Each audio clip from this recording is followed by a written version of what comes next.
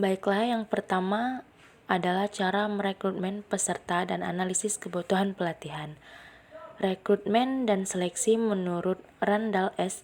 Suller dan Susan E. Jackson, rekrutmen adalah suatu upaya pencarian sejumlah calon yang memenuhi syarat dalam jumlah tertentu sehingga dari mereka dapat dipilih orang-orang yang paling tepat sesuai kebutuhan.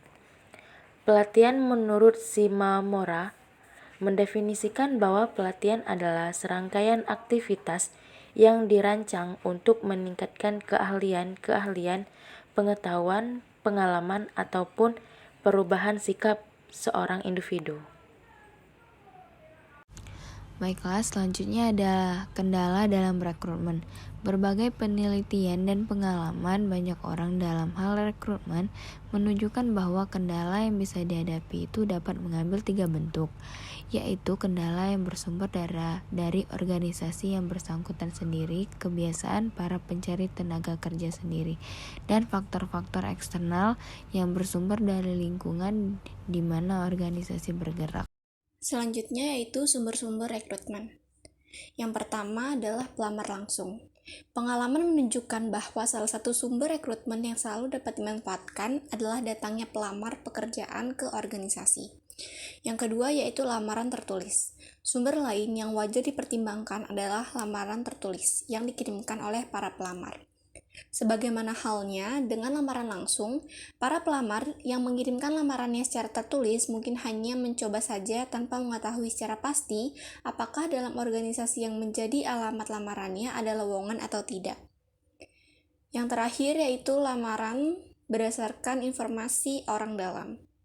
Biasanya, para anggota suatu organisasi mengetahui ada tidaknya lowongan di berbagai satuan kerja dalam organisasi di mana mereka berkarya karena mereka adalah orang dalam.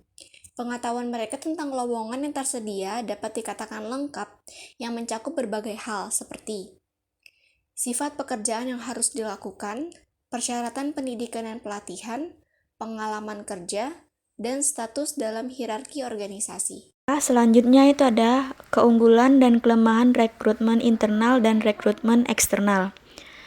Yang pertama, rekrutmen internal. Keunggulan. 1. Karyawan telah familiar dengan perusahaan. 2. Biaya rekrutmen dan pelatihan lebih rendah. Ketiga, meningkatkan moral dan motivasi karyawan. 4. Peluang berhasil karena penilaian kemampuan dan keahlian lebih tepat. Selanjutnya itu kelemahan. Yang pertama, konflik politik promosi posisi. Yang kedua itu tidak seimbang. 3. Masalah moral. Selanjutnya, rekrutmen eksternal. Dalam hal keunggulan, yang pertama, memiliki gagasan dan pendekatan baru. Yang kedua, bekerja mulai dengan lembaran bersih dan memperhatikan spesifikasi pengalaman. Yang ketiga, tingkat pengetahuan dan keahlian tidak tersedia dalam perusahaan yang sekarang. Untuk kelemahan, yang pertama, keterbatasan keteraturan antara karyawan dan perusahaan. 2. Moral dan komitmen karyawan rendah. Dan yang ketiga, periode penyesuaian yang lama. Selanjutnya yaitu urgensi analisis kebutuhan pelatihan. Analisis kebutuhan pelatihan atau AKP adalah fondasi penting dalam menentukan efektivitas suatu pelatihan.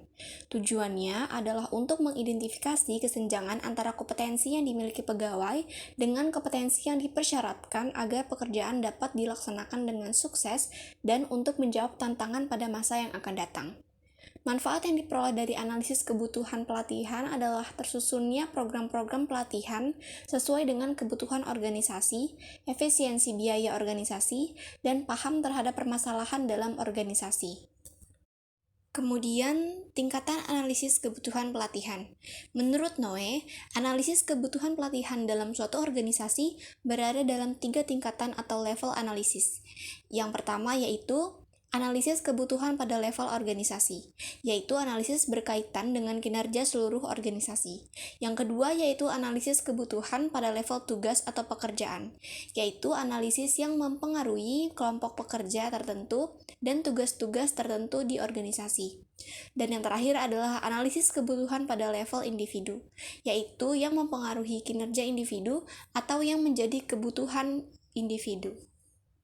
Selanjutnya yaitu bagaimana merencanakan analisis kebutuhan pelatihan, yang dimana melakukan identifikasi masalah organisasi, menentukan tujuan analisis kebutuhan, menentukan responden, desain proses analisis kebutuhan pelatihan, penentuan tim dan waktu pelaksanaan.